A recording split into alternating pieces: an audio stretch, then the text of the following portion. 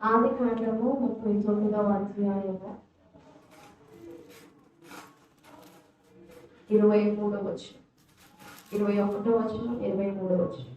ఆదికాండం 39వ అధ్యాయము 21, 23 వచనం.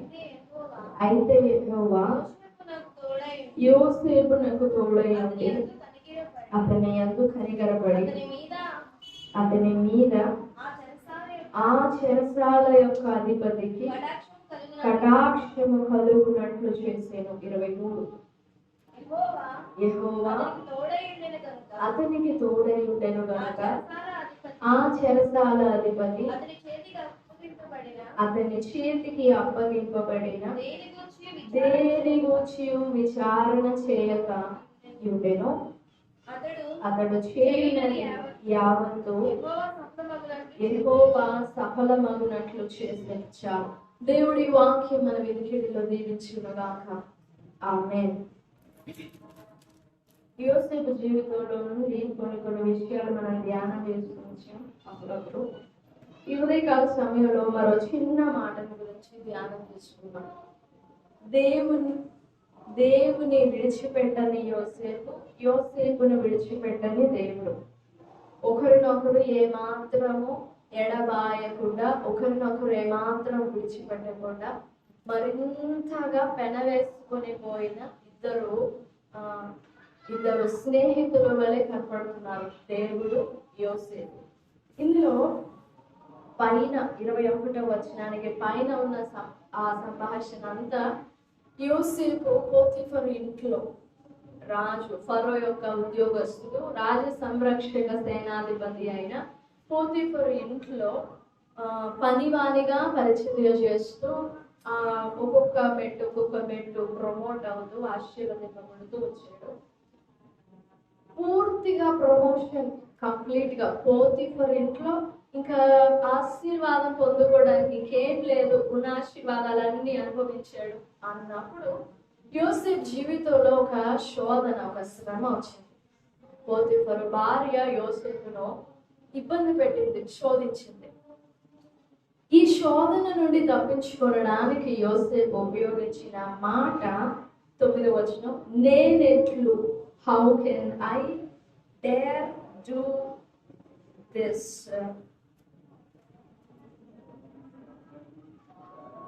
How can I dare commit this sin? ఈ పాతకాన్ని నేను ఎలా కట్టుకోగలను? ఇంత దుష్కార్యాన్ని నా దేవునికి వ్యతిరేకంగా నేను ఎలా చేయగలను అని దేవునికి తనకి మధ్య ఉండిన బంధాన్ని యోసేపు ఈ వచనంలో మాట్లాడుతూ ఉన్నాడు. సరే, యోసేపుకి దేవునికి మధ్య ఎలాంటి అడ్డులు, ఎలాంటి ఇబ్బందులు, ఎలాంటి నలకలు ఏం లేవు.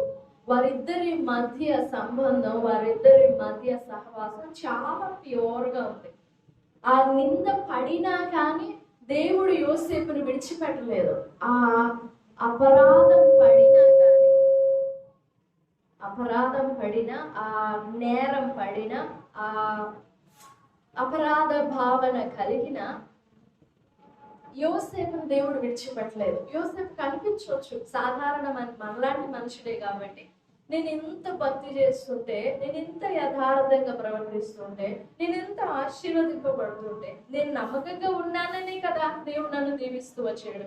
నేను ఎంత మంచిగా ప్రవర్తిస్తుంటే నా మీద ఈ అపవాదు ఏంటి? నేను ఏ దోషం చేశానని, నేను ఏ తప్పు చేశానని, నేను ఏ నేరం చేశానని, నాకు ఈ బాధ, నాకు ఈ నేరము అని కొంచెమైనా తన హృదయం డిస్టర్బ్ అయి ఉండాలి. మానవ మాతృనిగా ఆలోచన చేస్తే, నేను ఏదైనా తప్పు చేస్తే నా మీద ఇలాంటి నేరం పడింది అనంటే ఐ కెన్ యాక్సెప్ట్, నేను ఓకే, నేను భరిస్తాను. కానీ నేనేం చేయకుండా నా మీద ఈ నేరం ఏంటి? నేనేం చేయకుండా నా మీద ఈ అపవాదం ఏంటి? ఇంత భారమైన నేరం నా మీద మోపడం ఏంటి? కొంచెమైనా డిస్టర్బ్ అయి ఉండొచ్చు, అయిందో లేదో తెలీదు. కానీ ఒకటి మాత్రం నిజం, అలాంటి డిస్టర్బెన్స్ లో కూడా దేవుడు యోసేపుని విడిచిపెట్టలేదు. ఇంకో విషయం మనం ఆలోచన చేస్తే, ఈ 2-3 వచనాల్లో యోసేపుకు దేవుడు తోడుగా ఉన్నాడని పోతిఫర్ చూసాడు. చదివా 3వ వచనం, యోసేపుకు దేవుడు తోడున్నాడని పోతీఫరు చూశాడు. ఈ పోతీఫరు యోసేపుని కొంచెం స్పెషల్ గా చూస్తున్నాడు. ఈ పోతీఫరుకి యోసేపును ఎవరు అమ్మారు? పోతీఫరుకి యోసేపును ఎవరిచ్చారు? పోతీఫరే కొనుక్కున్నాడు. అన్నదమ్ములు ఇష్మాయిలీలకు అమ్మివేస్తే ఆ ఇష్మాయిలీలు వచ్చేసి పోతీఫరుకి అమ్మారు. పోతీఫర్ ఎవరనంటే రాజ సంరక్షక సేనాధిపతి, రాజ సంరక్షకుడు అనంటే we can say he is a cruel person. రాజును కాపాడేవాడు, రాజు ప్రాణాలు ఇతని చేతిలో ఉన్నాయి. రాజు ప్రాణాలను కాపాడేవాడు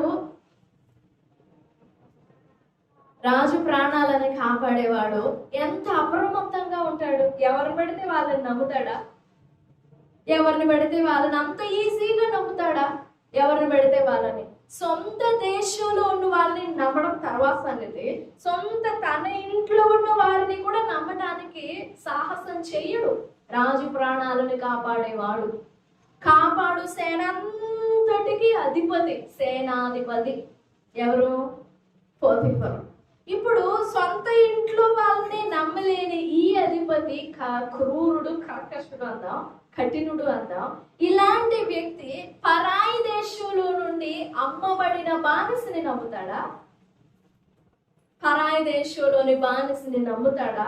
సరే, నమ్మాడు, కొనుక్కున్నాడు. తన ఇంట్లో బానిసగా చేసుకోవాలని కొనుక్కున్నాడు. తనే కొనుక్కున్నాడు. అన్నదమ్ములేమో ఇష్మాయిలీలకి అమ్మేసి 20 తులాల వెండి నాణ్యాలు పొందారు. 20 తులాల వెండి నాణ్యాలకు అమ్మేశారు యోసేపుని. మరి ఆ ఇష్మాయిలీలు పోతీఫరుకి ఎంతకు అమ్మారో? డబల్ ప్రైజ్ వచ్చిందో లేకపోతే ట్రిపుల్ వచ్చిందో తెలియదు.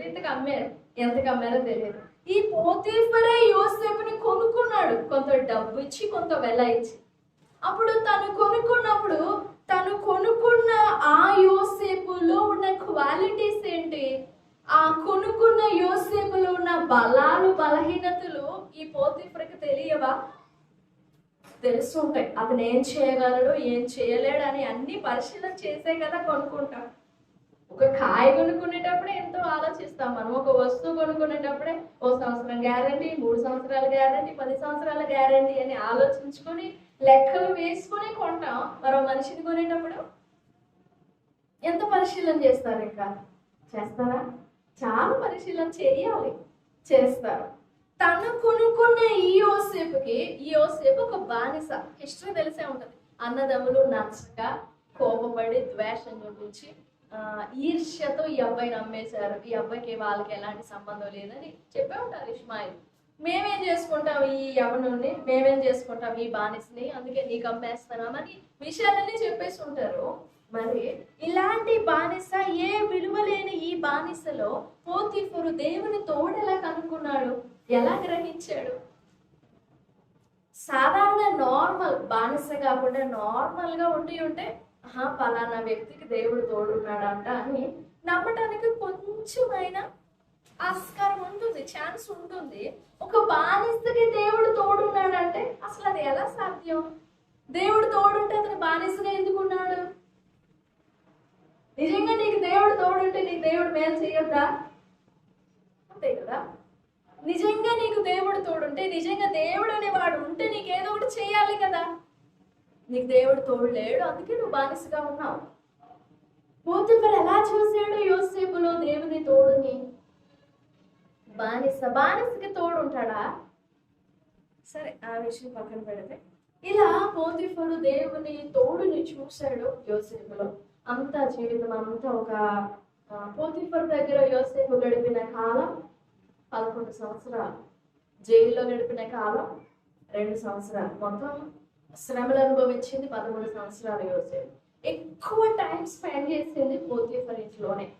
చెప్పాలంటే అసలు తన యవన ప్రాయం అంతా గడిచింది పోతీఫర్ ఇంట్లోనే. 17 ఏండ్ల నుంచి, యవన ప్రాయం అంటే 11 నుంచి 19, 17 కాదు, జస్ట్ అది టీనేజ్ అంతే. కానీ అసలు ఏజ్ ప్రారంభమయ్యేది 16, 17 నుండి 17 to 30 వరకు. అది అసలు లైఫ్, అది అసలు ఏజ్. అది చాలా ప్రైమ్ ఏజ్, చాలా ముఖ్యమైన ఏజ్. అది ఆ వయసంతా తన ఆరోగ్యము, తన బలము, తన జ్ఞానము, తన శక్తి, తన బుద్ధి అంతా పోతీఫర్ ఇంట్లోనే గడిపేశాడు. సరే అయిపోయింది. తర్వాత 30వ ఏట సింహాసనం ఎక్కాడు. ఇంకా చివరి 2 సంవత్సరాలు 28 లేదా 29, 30 సంవత్సరాలు అన్నా, ఈ 28, 29, 30 ఈ వయస్సులో తన మీద నేరం పడేది, తన మీద నింద పడేది. వెంటనే పోతీఫరు కూడా తన భార్య మాట కాదనలేక మరి నమ్మాడు. చరిత్ర చెప్తుంది పోతీఫరు తన భార్యని నమ్మలేదు. నమ్మక ఒకవేళ మరలా యోసేపు మీద ఆమె దాడి చేస్తుందేమని చెప్పి చెరసాలలో రాజుకి ద్రోహం చేసిన వాళ్ళు ఉండే ఒఫీషియల్ ప్లేసెస్ లో యోసేపును దాచిపెట్టాడు అనేది చరిత్ర. బైబిల్ పండితులు చెప్పే మాట. యోసేపుని పోతీఫర్ అంతా నమ్మాడు, తన భార్య కంటే నమ్మాడు అనేది సాక్ష్యం, యోసేపు ఉన్న సాక్ష్యం అది. సరే చెరసాలలో వేశారు. ఇప్పుడు ఈ 21వ వచనంలో in English it says, the Lord extended his kindness to Joseph, and he extended his gracious kindness towards Joseph and multiplied him and blessed him and exalted him even if Joseph was in a prison. జైలులో చెరసాలలో ఉన్నా కానీ NASBలో ఉంటుందన్నమాట. జైలులో ఉన్నా కానీ దేవుడు తన కటాక్షాన్ని రెట్టింపు చేశాడంట యోసేపు మీద. జైల్లో ఉన్నప్పుడు మొదటి వారానికి ఏదో కొంచెం సింపతి కలుగుతుంది. అమ్మో ఏదో చేయని నేరానికి అసలు ఎలా జరిగిందో పాపం అని చెప్పేసి ఒక వారం కనీస కరుణ ఉంటుంది. 2 వారాలు, 3 వారాలు, 4 వారాలు, నెల రోజులు ఉంటుంది. సొంత భార్య అయినా, భర్త అయినా, పిల్లలైనా, తల్లిదండ్రులైనా, అన్నదమ్ములైనా నెల రోజులు, మహా అయితే 3 నెలలు, ఇంకా మహా అయితే 1 సంవత్సరం వేసుకుందాం. కానీ దేవునికి యోసేపు మీద కనికరము కటాక్షము డబుల్ అవుతా వచ్చింది. ఎంత ఎక్స్పాండ్ అయిందో, ఎక్స్టెండ్ అవుతూ వస్తుందో. యోసేపు శ్రమల గుండా నడిచే కొలది యోసేపు మీద దేవుని ప్రేమ, యోసేపు మీద దేవుని కటాక్షం, యోసేపు మీద దేవుని కనికరము, ఆ శ్రమ పెట్టబడిన కొలది యోసేపు మీద దేవుని ప్రేమ రెట్టింపు అవుతూ వచ్చిందట. నా మాటలు అర్థమవుతున్నాయా? రెట్టింపు అవుతూ వచ్చింది. తెలుగులో కొంచెం వేరుగా ఉంది, ఇన్ ఇంగ్లీష్ ఇట్స్ డిఫరెంట్. అయితే 21, అయితే యెహోవా యోసేపునకు తోడై ఉండి అతని యందు కనికరపడి అతని మీద ఆ చెరసాల యొక్క అధిపతికి కటాక్షం కలుగజేసిన. అక్కడ 3 పదాలు ఉన్నాయి చూడండి. తోడై ఉండడం, దేవుడు తోడై ఉండడం, దేవుడు కనికరపడడం, చెరసాల అధిపతికి దేవుడు కటాక్షం కలుగజేయడం. కనికరం వేరు, కటాక్షం వేరు. And we're not discussing those words. తోడుగా ఉండడం, కనికరపడడం, కటాక్షం చూపించడం. సరే, దేవుడు రెట్టింపు చేస్తా ఉన్నాడు తన ప్రేమని, తన కనికరాన్ని. అదేంటి? నేరము ఆరోపించబడి నేరస్తునిగా రూపింపబడిన వ్యక్తి మీద ప్రేమ రెట్టింపు అవడం ఏంటి? ఎక్స్టెండ్ అవడం ఏంటి?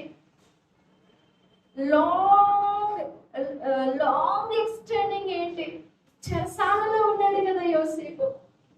23వ వచనం, యెహోవా అతనికి తోడై ఉండెను గనుక ఆ చెరసాల అధిపతి అతని చేతికి అప్పగింపబడిన దేని గురించి విచారణ చేయగా ఉండెను. అతడు చేయునది యావత్తు యెహోవా సఫలమగునట్లు చేసెను. దేవుడు యోసేపు చేతిని ఆశీర్వదించింది ఒక్క పోతీఫర్ ఇంట్లోనే కాదు. చెరసాలలో ఏం పని ఉంటుంది? జైల్లో మరి ఏం పని చేశాడో. జైల్లో ఉన్నప్పుడు కూడా యోసేపు ఏది తలపెడితే అది, ఏది చేయాలనుకుంటేది దాన్ని సక్సెస్ఫుల్ గా అభివృద్ధి చేస్తూ సఫలం చేస్తూ వచ్చాడంట దేవుడు. ఏది? జైల్లో. అంటే ఆలోచించండి, దేవుడు యోసేపును ఎంత ప్రేమించాడు. ఒక యాకోబే కాదు ప్రేమించింది యోసేపుని, దేవుడు యోసేపుని ఎంత ప్రేమించాడు. చెరసాలలో కూడా తోడుండడం. ఈ విషయాలు మనం ఆలోచన చేసినప్పుడు ఒక చిన్న మాట, చాలా ఉన్నాయి కానీ ఈ సమయానికి ఒక చిన్న మాట సరిపెట్టుకుందాం. యోసేపు హృదయము దేవుని హృదయం. చిన్న వాక్యం చూద్దాం. సమూయేలు గ్రంథము, 1 సమూయేలు గ్రంథం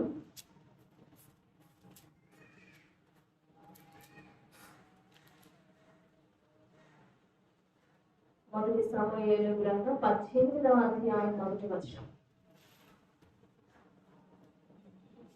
దావీదు సౌలుతో మాట్లాడడం చాలించినప్పుడు యోనాతాను హృదయము దావీదు హృదయముతో కలిసిపోయెను. యోనాతాను దావీదును తనకు ప్రాణ స్నేహితునిగా భావించుకొని ప్రేమించింది. 3వ వచనం. దావీదు తనకు ప్రాణ స్నేహితుడని భావించుకొని అతనిని ప్రేమించుచు యోనాతాను అతనితో నిబంధన చేసుకొని. అపోస్తుల కార్యములు 13వ అధ్యాయము 22వ వచనం. అపోస్తుల కార్యములు 13వ అధ్యాయము 22వ వచనం. తరువాత అతనిని తొలగించి దావీదును వారికి రాజుగా ఏర్పరచెను. మరియు ఆయన, నేను యెష్షై కుమారుడైన దావీదును కనుగొంటిని, అతడు నా ఇష్టానుసారుడైన మనుష్యుడు, అతడు నా ఉద్దేశములన్నీ నెరవేర్చునని చెప్పి అతని గూర్చి సాక్ష్యం ఇచ్చాను. ఇప్పుడు మరలా మొదటి సమూయేలు గ్రంథానికి వస్తే, మొదటి సమూయేలు గ్రంథం 16వ అధ్యాయం 7వ వచనం. అయితే యెహోవా సమూయేలుతో ఇలా సెలవిచ్చెను, అతని రూపమును అతని ఎత్తును లక్ష్య పెట్టకము, మనుష్యులు లక్ష్య పెట్టు వాటిని యెహోవా లక్ష్య పెట్టాడు. నేను అతన్ని త్రోసివేసి ఉన్నాను. మనుష్యులు పై రూపమును లక్ష్య పెట్టుదురు గాని యెహోవా హృదయమును లక్ష్య పెట్టును అనే మాట దగ్గర the lord respects a heart. ఇదే సమూయేలు గ్రంథం 13వ అధ్యాయం 14వ వచనం. ఇదే సమూయేలు గ్రంథం 13వ అధ్యాయం 14వ వచనం. యెహోవా తన చిత్తానుసారమైన మనస్సు గల యొక్కని కనుగొని ఉన్నాడు. ఇంకో వాక్యం చూద్దాం. కీర్తనల గ్రంథం. ఈ వచనాలన్నీ ఒక మాటను చెప్తున్నాయి. అందుకు కీర్తనలు 63వ అధ్యాయం 8వ వచనం.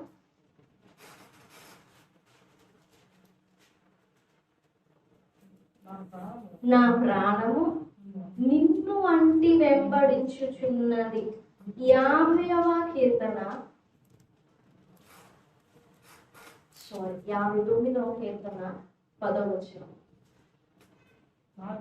నా దేవుడు తన కృపతో నన్ను కలుసుకొనేను. కృపతో అనుందా, కృపలో అనుందా? లో. నా దాంట్లో కృపతో, కృపలో. ఏమైనా కానీ దేవుడు నన్ను కలుసుకున్నాడు. ద లార్డ్ మెట్ మీ. దేవుడు నన్ను కలుసుకున్నాడు. ఇప్పుడు మనం చదివిన వచనాలు అన్నీ మనకు తెలియజేపేదైనా దేవుని హృదయము యోసేపు హృదయముతో పెనవేసుకొని పోవడం. Linking. The Lord's heart was linked or was joined or entangled with Joseph's heart. సమూయేలు 18వ అధ్యాయంలో చదివాం కదా, దావీదు హృదయము యోనాతాను హృదయముతో పెనవేసుకొని పోయేను, కలిసిపోయేను. 18వ అధ్యాయం 1వ వచనం. దావీదు హృదయము యోనాతాను హృదయముతో కలిసిపోయేను. అంటే దావీదు హృదయము యోనాతాను హృదయము రెండు ఒక్కటైపోయినాయి. వాస్తవంగా రాజకుమారుడు యోనాతాను, ఓ పనివాడు దావీదు, రాజకుమారుడు యోనాతాను. సౌలు కుమారుడు యోనాతాను. సౌలు తరువాత రాజు అవ్వాల్సింది ఎవరు? సౌలు కుమారుడు, రాకుమారుడు యోనాతాను. కానీ యోనాతాను దావీదును ప్రేమించి ఈలోగా సౌలు దేవునికి వ్యతిరేకంగా, దేవునికి ఆయాసంగా ప్రవర్తించినప్పుడు సౌలు మీద నుండి ఆ రాజ్యాన్ని ఊడబెరిగి, సౌలు మీద నుండి ఆ సింహాసనాన్ని, సౌలు మీద నుండి దేవుని చిత్తాన్ని తీసి దావీదు మీద పెట్టేసి ఆల్రెడీ దావీదుని అభిషేకించేశాడు దేవుడు. సౌలు సింహాసనం మీద ఉండగానే దావీదుని అభిషేకించేశాడు. 16వ అధ్యాయంలో అభిషేకించేశాడు. ఇప్పుడు తర్వాత రాజు అవ్వాల్సింది యోనాతాను. అప్పుడు దావీదును అభిషేకిస్తే, దావీదు అంటే యోనాతానికి ఎంత పగ, కోపం ఉండాలి. తర్వాత రాజవ్వాల్సింది నేను కదా, మా నాన్న మాట వినకపోతే నన్ను సెలెక్ట్ చేసుకోవచ్చు కదా, మా నాన్న తప్పుగా ప్రవర్తిస్తే, మా నాన్న దేవుణ్ణి కోపం పుట్టిస్తే, మా నాన్న దేవుని అనుసరింపక వెనుక తీస్తే, మా నాన్న దేవునికి ఆగ్రహం కనపరిస్తే, మా నాన్నని తీసేసి నన్ను ఎంచుకోవచ్చు కదా, మా నాన్నని పక్కన పెట్టేసి నన్ను రాజుగా చేసుకోవచ్చు కదా, నన్ను అభిషేకించవచ్చు కదా, ఎక్కడికో పోయి వేరే ఎవరినో అభిషేకించాల్సిన అవసరం ఏంటి? అర్థమవుతుందా? రాకుమారుడు యోనాతాను, పనివాని కుమారుడు, ఒక పనుడు, ఒక ఒక సైనికుడైనా పనుడేగా, రాజు కింద పనుడేగా, రాజు ప్రాణాలు కాపాడాల్సిన వారేగా సైనికులు అంటే. ఆ సైనికులు ఒకని కుమారుడు దావీదు. మరి అలాంటప్పుడు ఈ దావీదును పోయి దేవుడు అభిషేకిస్తే, రాజుగా అభిషేకిస్తే, తన సింహాసనాన్ని తీసుకొని పోయి దావీదుకి ఇస్తే, యోనాతానుకి ఎంత పగ రావాలి దావీదు మీద, ఎంత కోపం, ప్రతీకారం రావాలి, ఎంతో కుయుక్తిగా కుట్రలు పని, ఎన్ని పన్నాగాలు పని దావీదుని నేల కనిపించడానికి, మట్టి కనిపించడానికి ఎన్ని ప్రయత్నాలు చేసి ఉండాలి యోనాతాను. కానీ అస్సలు యోనాతానులో అలాంటి భేదాభిప్రాయం కానీ, అలాంటి జలస్ కానీ, అసలు అలాంటి మనస్సు కానీ ఒక రవ్వంతైనా కనపడలేదండి. పోగా సౌలు దావీదును చంపబోతుంటే సౌలు చేతిలో నుండి కాపాడుతాడు దావీదుని. అందుకు భలే కోపం వస్తుంది సౌలుకి. ఎంత తిడతాడో, తన భార్యనే తిడతాడు.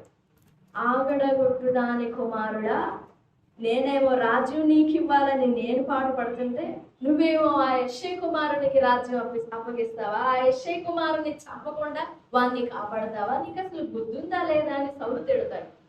అయినా కానీ సౌలు చేతిలో నుండి, సౌలు కోపంలో నుండి, సౌలు దుష్ట బుద్ధి నుండి దావీదుని ఎన్నిసార్లు కాపాడాడు యోనాతాను.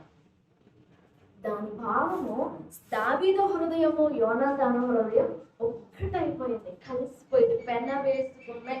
2 సమూయేలు గ్రంథంలో దావీదు అంటాడు, స్త్రీలు చూపించు ప్రేమ కంటే నా మీద నీకున్న ప్రేమ చాలా ఎక్కువ.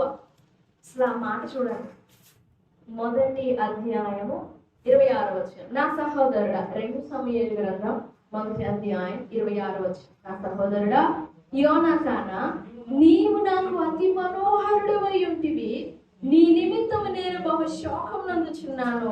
నా యందు నీకున్న ప్రేమ, దావీదు ప్రేమ కాదు, యోనాతాను ప్రేమ, నా యందు నీకున్న ప్రేమ బహు వింతైనది, అది స్త్రీలు చూపు ప్రేమ కంటేను అది అధికమైనది. నేను రాజైతే ఏంటి, దావీదు రాజైతే ఏంటి, ఇద్దరం చేయాల్సింది దేవుని పనే కదా. సో మా ఇద్దరు ఎవరైనా ఓకే, నువ్వైనా ఓకే, నేనైనా ఓకే అలా అంటారా రాజకుమారుడు? సింహాసనం ఎక్కాల్సిన వాడు ఓ గొర్రెల కాపరికి సింహాసనం ఇచ్చేసి you carry on, you take it అని వదిలేస్తారా సింహాసనాన్ని?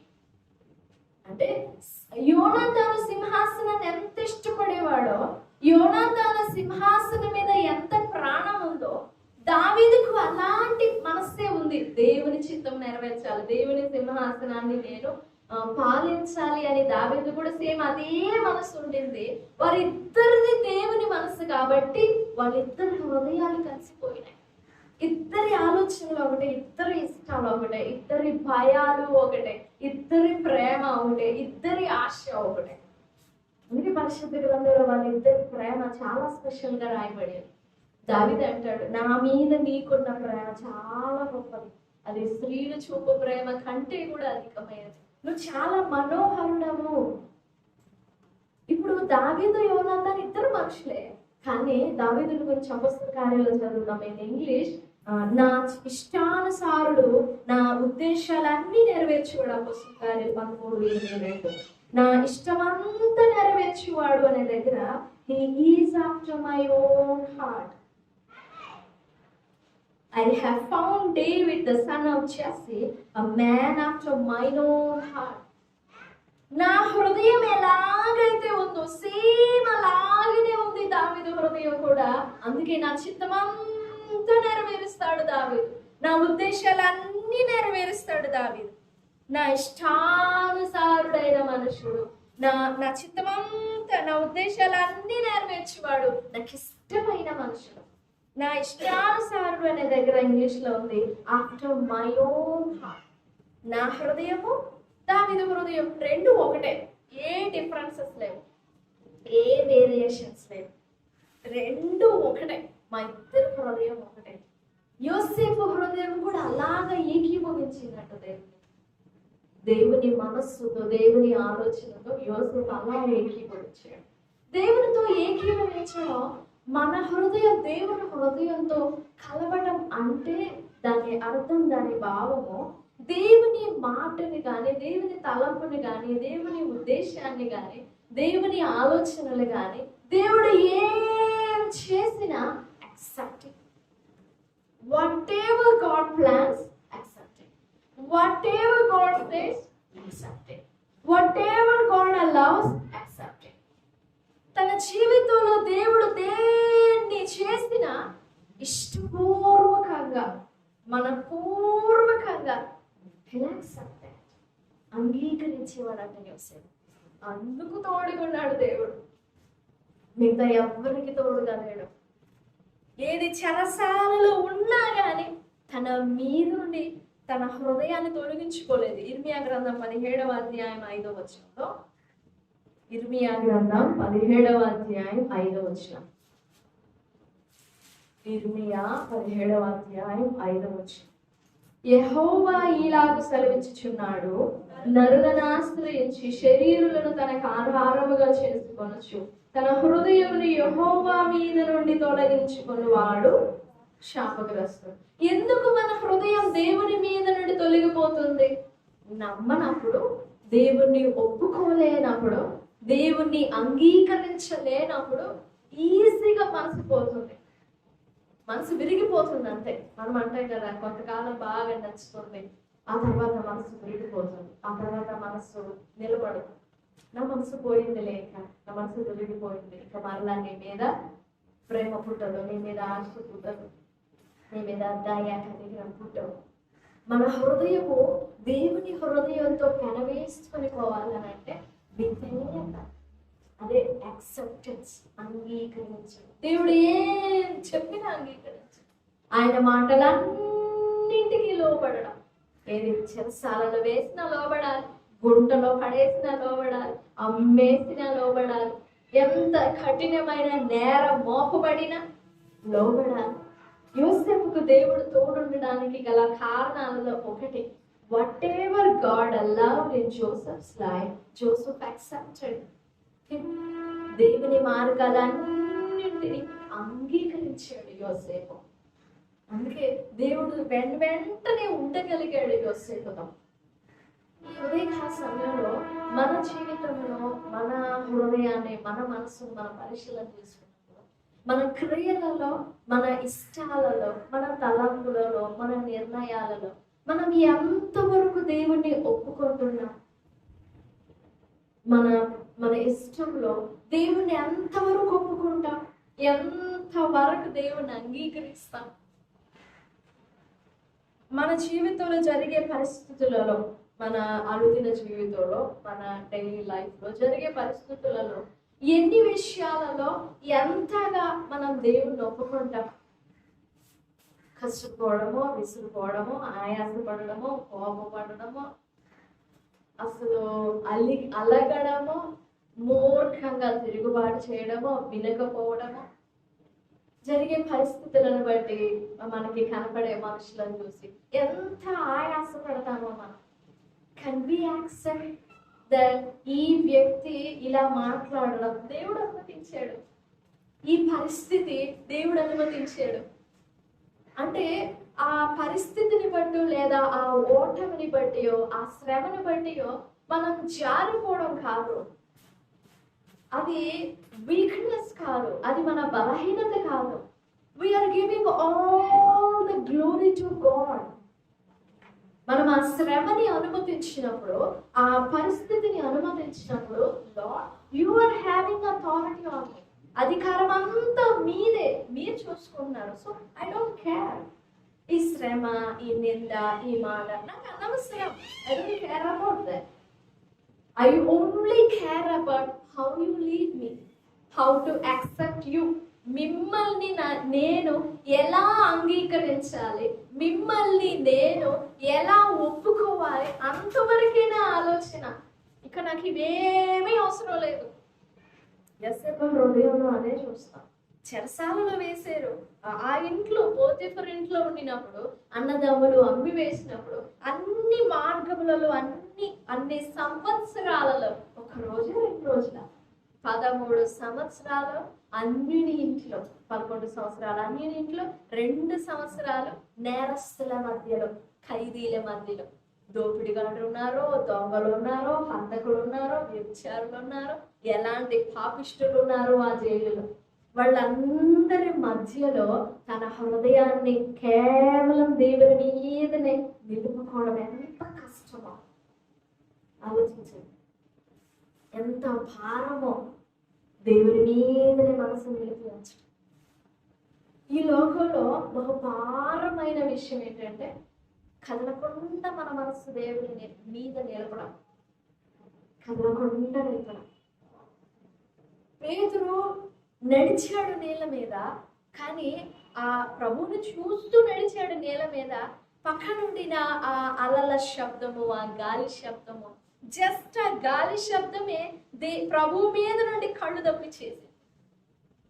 ఆ శబ్దమే ప్రభు మీద నుండి కళ్ళు తప్పించేసింది. ఇంకా ఆ శబ్దము ముంచేసింది పేతురు. నడిచాడు. నడవడం ఎంత భాగ్యం, గ్రేట్. నడవడం అంత ఆశ్చర్యం కాదు, కానీ తన దృష్టిని ప్రభు మీదనే నిలిపోయి ఉంచడం, it's the hardest and the very heaviest thing. చాలా బరువైన కార్యం. మనకున్న ఆశలు ఉంటాయి, మనకున్న కోరికలు ఉంటాయి, మనకి అనుకూలమైనవి ఉంటాయి, మనకి నచ్చేవి ఉంటాయి, మనకి యోగ్యమైనవి ఉంటాయి, మనకి బాగా ఇష్టంగా ఉండేవి ఉంటాయి, మనల్ని నచ్చేవి ఉంటాయి. వీటన్నింటిలో ఎన్ని కోల్పోవాల్సి ఉంటుందో, ఎన్ని నష్టపోవాల్సి ఉంటుందో. యోసేపు ఫలానా వయసులో 30వ ఏట సింహాసనం ఎక్కాల్సిన కారణానికి, 30వ ఏట సింహాసనం పరిపాలించడానికి ఈ 30 సంవత్సరాలు దేవుడు యోసేపును ఎన్నెన్ని మార్గాల గుండా నడిపాడు. ఎన్నెన్ని అవమానాలు, ఎన్నెన్ని నిందలు, ఎంత కష్టం, ఎంత దుఃఖం, ఎన్ని ఎడబాట్లు. బాల్యంలోనే తను చనిపోయింది. రాహేల్ బెన్యామీనును ప్రసవించి చనిపోయింది. అప్పుడు యోసేపు వయసు చిన్న వయసే, 3, 4, 2, 3 వేసుకుందాం. బాల్యంలోనే తల్లి నుండి దూరం అయిపోయాడు. 17 ఏళ్ళప్పుడు తండ్రి నుండి దూరం అయిపోయాడు. ఆ పుట్టినప్పటి నుంచి తండ్రి ప్రేమిస్తున్నాడు కాబట్టి అన్నదమ్ముల ప్రేమ దూరం అయిపోయింది. 17 ఏళ్ల వయసులో ఆ తండ్రిని కూడా విడిపోయాడు. తండ్రిని కూడా విడిచిపెట్టాల్సి వచ్చింది, దూరం అయిపోయాడు. ఈ 17వ ఏట నుండి అన్య దేశంలో బానిసగా, పరాయివానిగా 11 సంవత్సరాలు వెంటి చాకిరి చేయాల్సి వచ్చింది. దీవెనున్న ఆశీర్వాదం ఉన్న ఆ ఎడబాటే కదా, ఎంత ఆశీర్వాదం ఉన్నా కానీ 11 ఏళ్ళు. సరే అదేనా అయిపోయింది అని అంటే కాదు, మరలా 2 సంవత్సరాలు జైలు. ఈ పరిస్థితులన్నింటిలో ఎంత భారంగా ఉంటుంది తన హృదయం దేవుని మీద ఆనుకుని ఉండడం. అందుకే వాక్యం చెప్తుంది, ఎవరిని మనస్సు ఆయన మీద ఆనుకుని ఉంటుందో వారిని పూర్ణ శాంతి గలవానిగా దేవుడు కాపాడుతాడు. పూర్ణ శాంతి మనం సంపాదించుకోలేము, దేవుడు ఆ శాంతిని మనలో కాపాడుతాడు. దేవుడు కాపాడాలి మన నెమ్మదినైనా, మన శాంతినైనా, మన సమాధానాన్నైనా. ఎప్పుడు కాపాడతాడు అని అంటే మన హృదయం ఆయన మీద నిలిపించి తొలగించుకోకూడదు. ఇప్పుడు చేపలు ఉన్నాయి, చేపలు ఎక్కడ బతుకుతాయి? నీళ్ళలో నుండి బయటికి తీస్తా. చెట్లు, వాటి నివాసం ఏంటి? నేల, మట్టిలో నుండి బయటికి తీస్తా. మరి మనం దేవుని ఆత్మతో సృజించబడ్డాం. దేవుని ఆత్మ బయటికి వెళ్ళిపోతాం, చచ్చిపోవడమే. ఇక దేవుని ఆత్మ నుండి విడిపోయి చచ్చిపోయి ఇంకా శాంతి కావాలి, సమాధానం కావాలని మనం వెతకి వెంపర్లాడితే ఎక్కడి నుంచి దొరుకుతుంది? ఎక్కడి నుంచి సంపాదించుకుంటామా? నీళ్ళలో లేని చేప ఎలా చచ్చిపోతుందో, దేవుని మీద మన హృదయం లేకపోతే, దేవునితో మన హృదయం యాక్సెప్ట్ చేసి అంగీకరించకపోతే మనం కూడా చచ్చిన చేపల్లాగానే మిగిలిపోతాం. ఎవరికైనా సమయంలో మన హృదయం దేవుని మీద ఆనుకోవడం మన హృదయానికి మనం నేర్పాలి. అలా సింపుల్ కాదు, మనమే మన హృదయాన్ని దేవుని మీద ఉంచాలి. అది మనం నేర్పుకోవాలి. నా హృదయానికి నేను నేర్పాలి, నా ఆత్మకి నేను నేర్పాలి, నా శరీరానికి నేను నేర్పుకోవాలి. ఆ పరిస్థితులు దేవుడు కల్పిస్తాడు. పలానా శ్రమ కల్పిస్తాడు. ఎందుకు శ్రమ ఇస్తాడంటే, ఈ టైంలో నా వైపు చూస్తుందా లేదా మనుషుల వైపు చూస్తుందా, బయట చూస్తుందా నన్ను చూస్తుందా. ఆ పరీక్షలో నేను నిజంగా ప్రభు వైపు చూస్తే వెంటనే ప్రభు నా పక్షంగా వచ్చి నిలబడతాడు. నేను ప్రభు వైపు చూడకుండా ఆ శ్రమని అనుమతించిన దేవుని వైపు చూడకుండా బయటకు చూస్తే ఎండిపోయి ఎడారైపోయి ఇంకా ఏ కోశాన నాకు నెమ్మది కలగదు. దేవుడు చాలా అనుమతిస్తాడు మన జీవితంలో శ్రమలు కానీ, హింస కానీ, నింద కానీ, భారంగా. ఎందుకు అనుమతిస్తాడు అని అంటే ఒకటే ఒక కారణం, మనల్ని ఆయన మీద ఆనుకునేటట్టు చేయడానికి. వన్స్ మనం దేవుని మీద ఆనుకున్నామా ఇక మీకేది అడ్డు రాదు. దేవుడే పరిస్థితులన్నింటినీ అనుకూలపరిచి సవ్యంగా సమాధానంగా చేస్తాడు.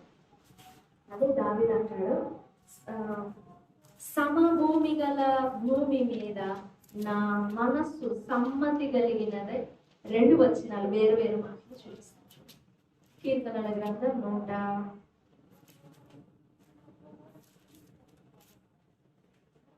దయగల నీ ఆత్మ సమభూమి గల ప్రదేశమందు నన్ను నడిపించాలి. 143 10 ఒక మాట.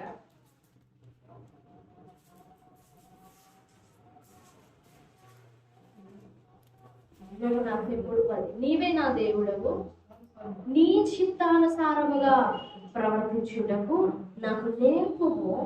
దయగల నీ ఆత్మ సమభూమి గల ప్రదేశమందు నన్ను నడిపించుగాక. 51వ కీర్తన సమ్మతి కలిగిన మనస్సు 12వ వచనం.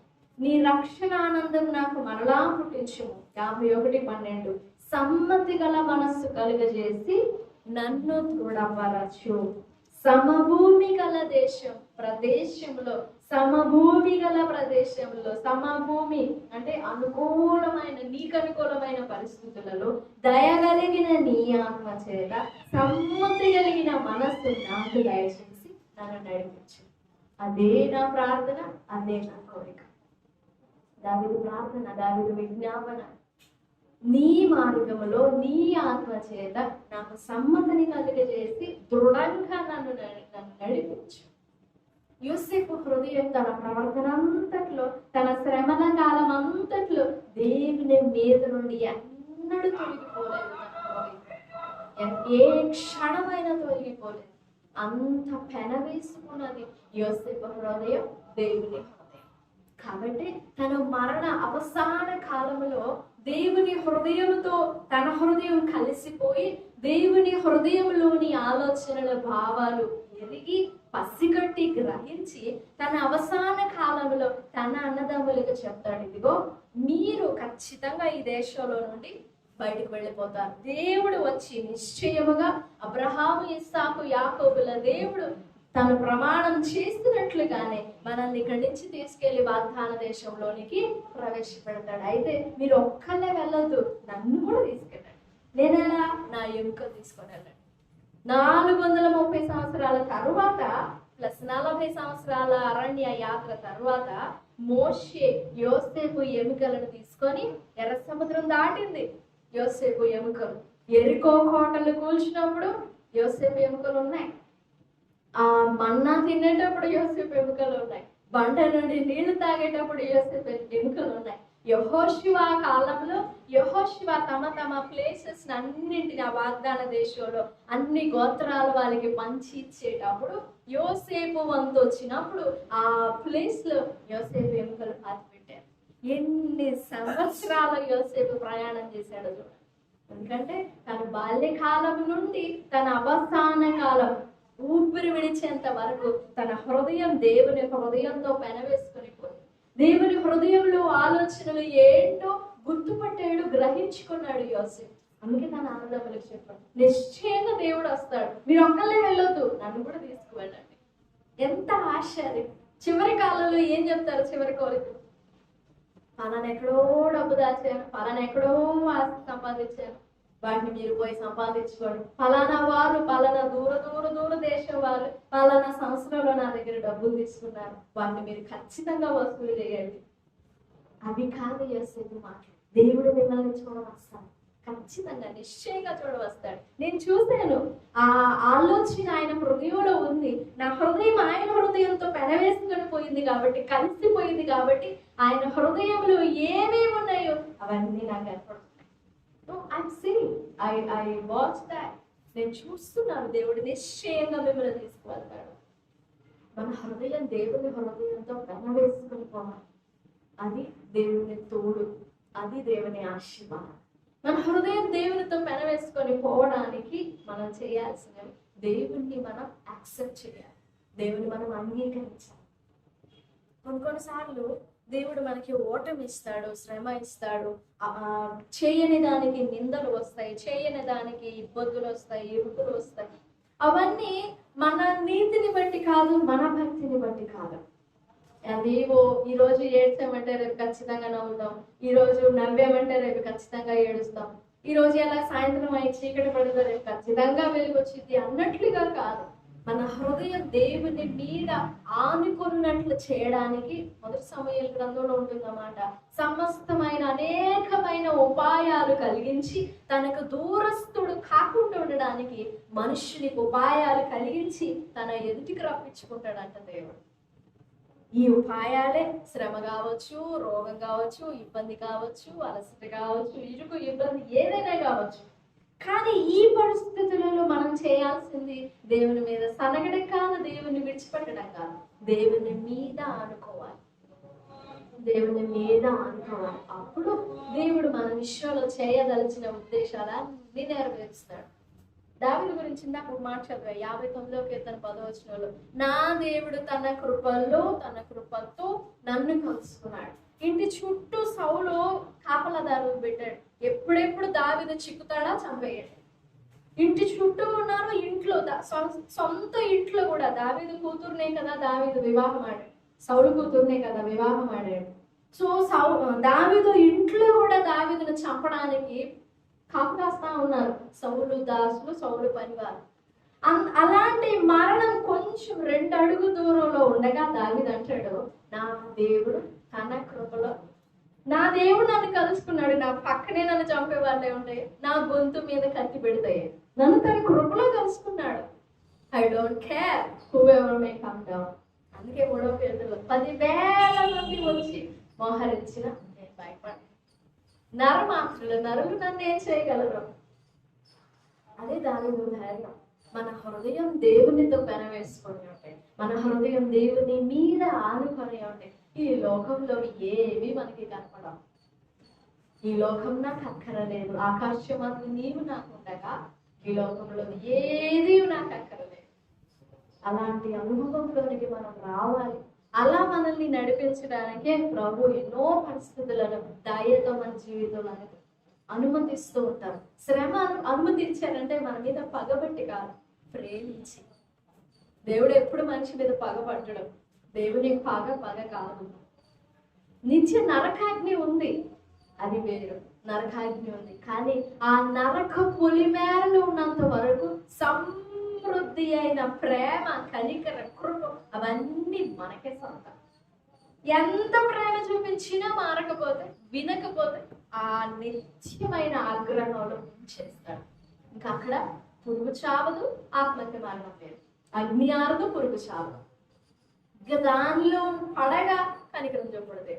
దాని అంచులో ఉన్నంత వరకు ఎంతైనా కృప చూపగలడు, ఎంతైనా విస్తరింప చేస్తాడు. తన కృప విస్తారమైన కృప కలిగిన వాడు.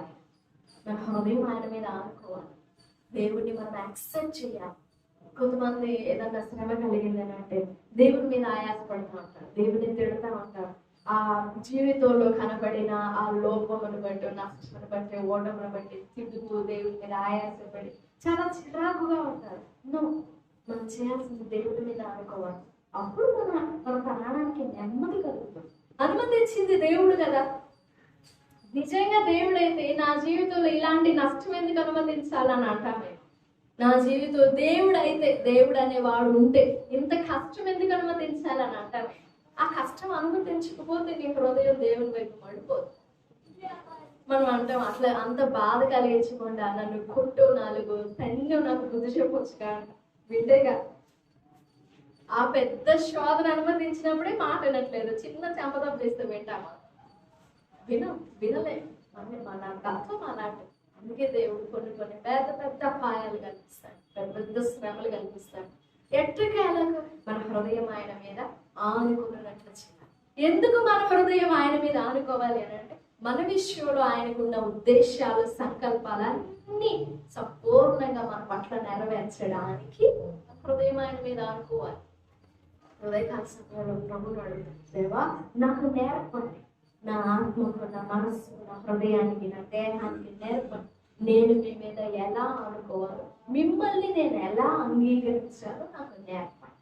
నేను మిమ్మల్ని యాక్సెప్ట్ చేయాలి, నేను మీకు లోబడాలి, నేను ఎంత లొంగాలో అంతగా లొంగాలి.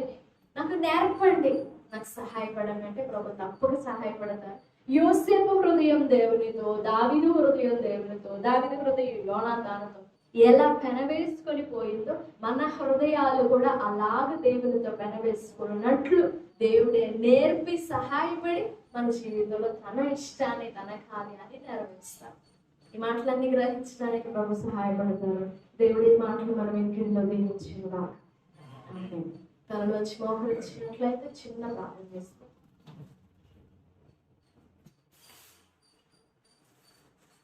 చిన్న ప్రార్థన చేస్తాం.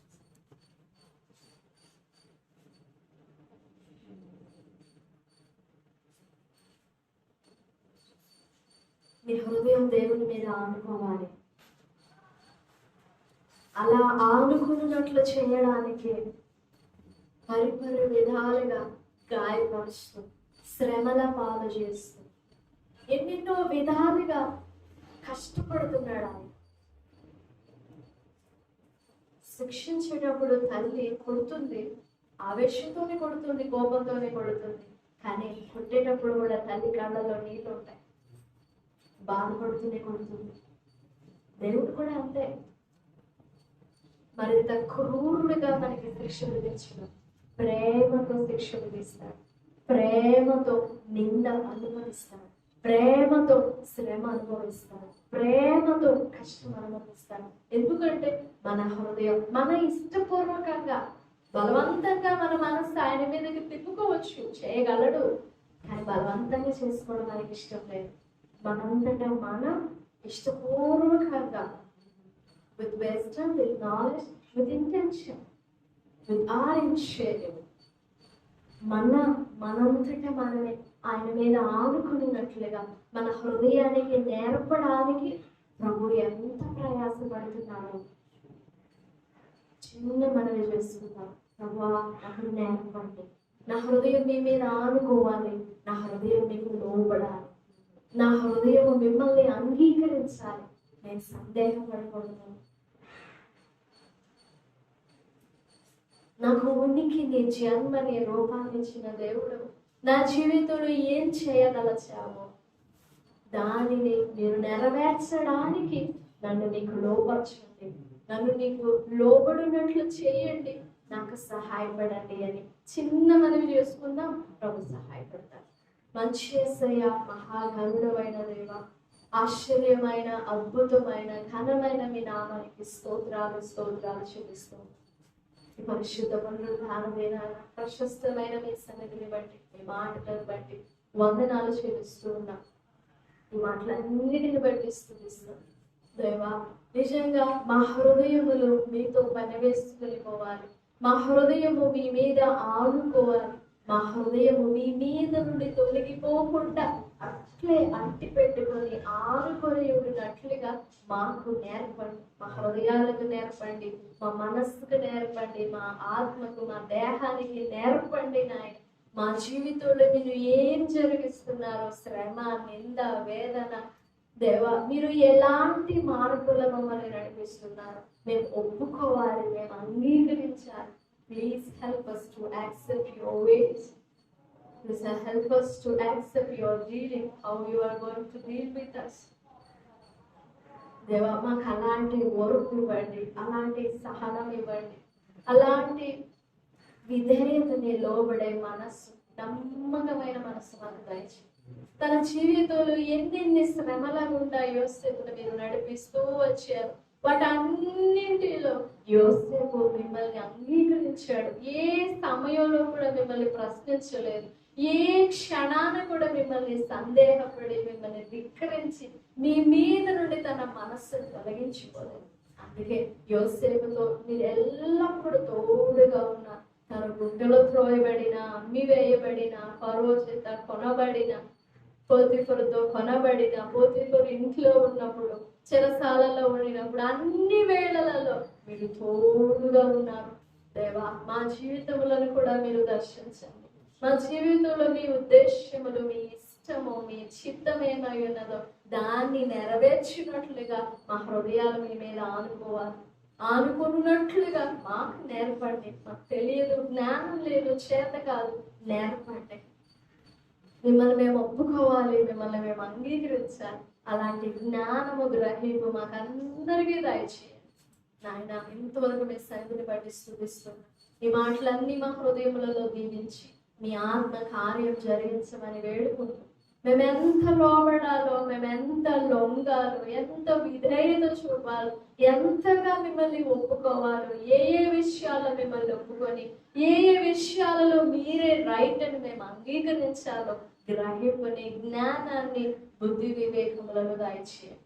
సమయం అంతని బట్టి స్తోత్రాలు చెల్లిస్తున్నాం. ఈ పరిచర్యను దీవించండి. మీ సన్నిధిని బట్టి స్తోత్రం చెల్లిస్తూ తిరిగి మేము కలుసుకున్నంత వరకు మీ సన్నిధి మాత్రం రామేమో.